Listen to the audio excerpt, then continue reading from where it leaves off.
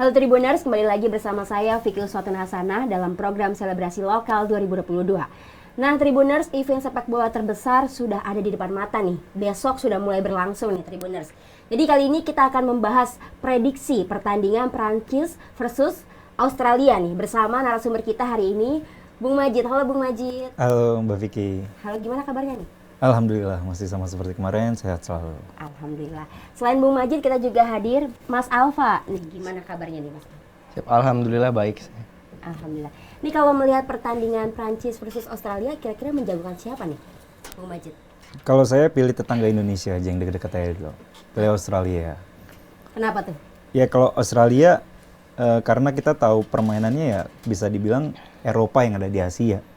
Australia itu ya kalau kita lihat dia masuknya di zonanya AFC, tapi juga masuk di UFC juga, dan dia lolos ke Piala Dunia 2022 ini kan lewat kualifikasi, kalau tidak salah itu dia melawan Peru, menang lawan Peru adu penalti dan akhirnya bisa lolos ke Piala Dunia 2022. Dan Australia memang menjadi langganan sih bisa masuk ke Piala Dunia, dan ini jadi satu istilahnya satu keuntungan bagi Australia. Dia ada di benua Asia dengan postur dan permainan ala Eropa dan banyak pemain-pemain yang di Eropa, tapi dia bermainnya dengan Asia dan beberapa pemain dari zona UFC ya.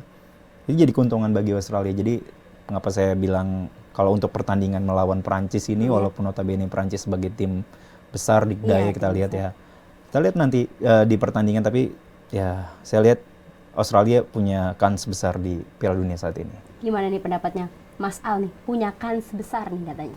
Ya, sebelumnya mungkin kita mulai dari perjalanan Prancis menuju ke Piala Dunia 2022. Setelah sebelumnya di Piala Dunia 2018, Prancis menjadi juara di Rusia. Dan pada kualifikasi di Piala Dunia 2022 ini, Prancis juga masuk ke dalam grup D. Di grup D juga memuncaki klasemen dan juga tidak pernah terkalahkan baik laga kandang maupun tandang, dan menciptakan gap skor yang besar ketika melibas Kazakhstan dengan skor 8-0 tanpa balas. Dan Prancis bisa dikatakan juga salah satu tim yang bisa berpeluang menjadi juara asal, ada tanda kutip, asal dia bisa mematahkan kutukan juara Piala Dunia gitu. Karena ada di Piala Dunia ada kutukan Piala Dunia, biasanya pada edisi sebelumnya dia juara, di edisi berikutnya dia akan flop di fase grup gitu. Dia lanjut. Gimana nih pandangannya Bung Majid, kutukan Piala Dunia? Berarti kan ada peluang banget nih buat kalau memang mungkin terjadi ya. Itu kalau ngomongin Australia memang ngomongin dari Prancis, tim Prancis memang salah satu tim yang kembali dijagokan. Tapi kan untuk saat ini kita lihat beberapa pemain pilarnya seperti gelandang ada Pogba ya, ada di bawah karena cedera. Terus ada juga si satu lagi gelandang yang kecil tuh siapa? Kante juga cedera ya, tidak dibawa. Tidak dipanggil juga ya. Nah, dan dua pemain ini kan dua pemain pilar yang kemarin juara di Piala Dunia 2018. Apakah saat ini dengan skema beberapa pemain untuk menggantikan kedua pemain ini akan menjadi istilahnya kayak gelandang serangnya atau gelandang pengangkut airnya lah bahasa orang Indonesianya, itu ada tidak penggantinya yang sama seperti Kante dan Pogba ini? Nah, kita lihat makanya itu salah satu rasa optimistis saya, Australia bisa setidaknya bisa menahan imbang lah ya untuk jangan sampai kalah di fase grup ini. Nah, Bung Al gimana nih tanggapannya nih terkait tadi dibilang kutukan grup lah, itu gimana? Dan ini juga banyak pemain yang absen nih. Iya. Kalau untuk pemain edisi yang 2022 ini, Perancis memang sebagian besar merubah pemain-pemainnya. Mungkin ini tanda kutip lagi, ini salah satu langkah dari sang pelatih untuk mengusahakan kutukan itu. Jadi dengan merombak sebagian besar pemainnya, tapi tidak melupakan juga pemain-pemain yang masuk dalam skuad ini tentu masih yang pemain-pemain yang terbaik di liga-liga top Eropa. Karena memang komposisi pemainnya juga cukup dalam untuk Prancis, bisa dikatakan hampir sama dengan Brazil, memiliki dalam skuad yang sangat baik seperti itu, Vicky. Tadi membahas pelatihnya dari Prancis ini gimana nih? Iya, kalau untuk pelatih Didier Deschamps ini memang sudah asam garamnya Prancis dia sudah rasakan ya.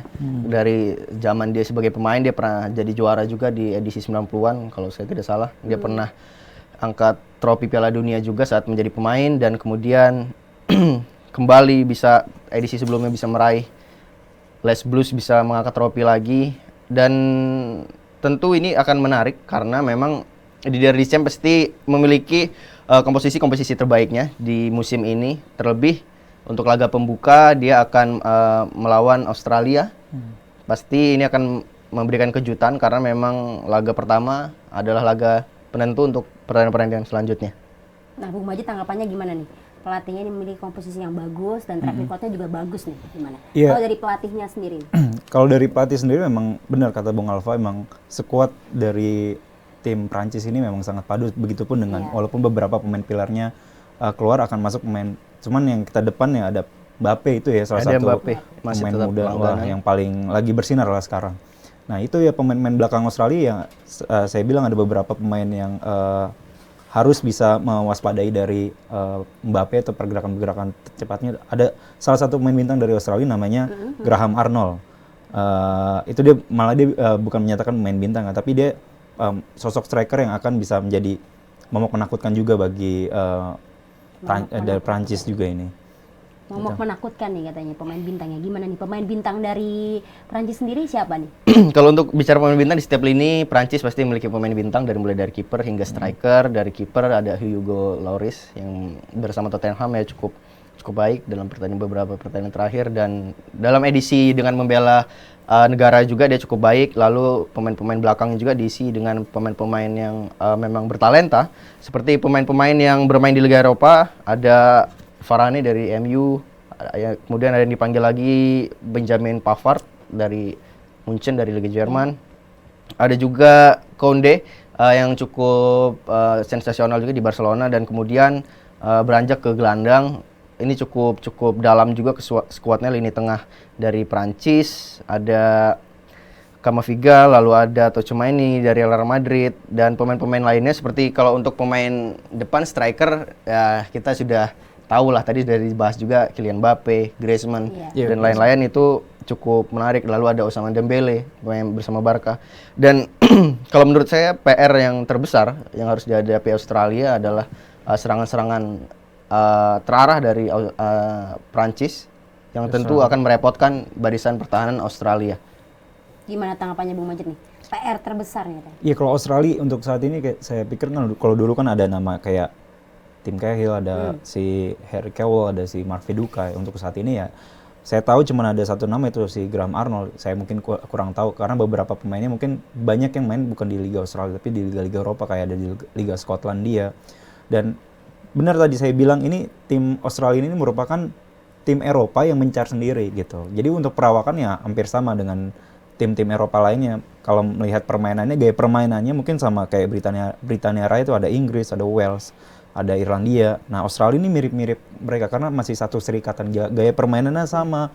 Terus rata-rata pelatihnya juga hampir sama dari Eropa itu. Nah kalau bisa kita lihat ya mungkin Perancis akan melawan salah satu klub dari Inggris lah gitu. Nih Mas Al nih kalau melihat tingkat kepercayaan dan optimisnya Prancis melawan Australia ini kira-kira berapa besar nih? Ya, kalau untuk lawan Australia tentu sangat besar peluangnya untuk memenangkan laga. Apalagi ini laga pertama, dan pasti dari skuad Les Blues akan menurunkan pemain-pemain terbaik yang mungkin di laga pertama, karena laga pembuka adalah laga yang sangat penting, dan kemungkinan untuk besarnya juga kans besarnya cukup besar ya. Besar. Saya kira saya bisa sebut 80% Perancis bisa menang dengan mudah gitu melawan Australia. 80% ini angka yang cukup besar nih Bung Majid. Ya, atau kalau bisa ditawar ya 50% lah ya. Jadi Kenapa ya 50-50 aja lah, imbang lah. Kalau menurut saya sih bakalan imbang karena ya dengan skuad beberapa yang baru dari Prancis, dan kita tidak tahu beberapa pemain-pemain dari Australia skuad pemain-pemainnya seperti apa kan, karena sampai sekarang juga kita pemain Australia juga masih belum terbuka siapa maksudnya pemain-pemain yang bintangnya atau pemain-pemain cara mereka bermain di nanti Piala Dunia nanti itu seperti apa. Nah, kita lihat nanti di pertandingan ya, kalau misalnya analoginya kanguru lawan ayam ya menang kanguru lah pasti ya. Waduh. Ayam berarti Prancis itu ayam ya? Iya si jago kan, ayam si Iya. jago kan. Ada tanggapan lagi nih? Kalau kanguru lawan ayam tadi dibilang ya mungkin kalau diadu mungkin benar kanguru, tapi ini kan kembali lagi nih sepak bola. Karena bukan adu logo ya. Bukan adu logo tapi Iya, adu maskot. bukan adu maskot juga.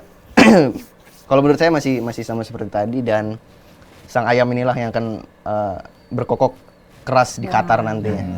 Tapi sang kanguru akan meloncat jauh di Waduh. putaran Piala Dunia ini. Oke, Tribuners, demikian prediksi dari udah. Tadi ada. Prediksi skor kan tadi? Udah. Belum prediksi skor. Belum skor. Belum. Udah ya? Belum. Belum. Kan skor iya. udah. Salah. Ulang aja. Oh, iya. Langsung aja. Nah, kalau melihat prediksi skor nih, Australia versus Prancis nih berapa nih prediksi? Kalau skor ya dengan skuad yang ada ini ya mungkin imbang lah ya. Kalau misalnya menang ya setengah, nggak bisa kan tapi menang setengah ya imbang aja berarti. Kayak 1-1, 2-2 gitu. Ya 0-0 lah untuk laga pertama ini di grup D ini ya imbang lah kalau menurut saya. Mas Al gimana nih? Ya. Prediksi skornya nih. Dengan unsur-unsur Discams yang ingin meruntuhkan kutukan, saya pikir ini laga yang sangat penting karena memang laga pertama yang saya katakan tadi, Prancis mungkin bisa menang di atas 2 gol dari negara kanguru dengan skor 3-0. 3-0. Iya. Wah, mantap. Oke, Tribuners, demikian ulasan dan prediksi dari Bung Majid dan juga Mas Al. Tribuners, terima kasih juga sudah menyaksikan untuk Mas Al dan juga Bung Majid. Terima kasih sudah hadir dalam program Selebrasi Lokal 2022. Tribuners, kalian kira-kira menjagokan siapa nih? Prancis atau Australia nih? Tulis skornya ya, tulis di kolom komentar ya, Tribuners. Saya Vicky Uswatana pamit undur diri dan jangan lupa terus saksikan Selebrasi Lokal 2022. Jangan lupa subscribe ya.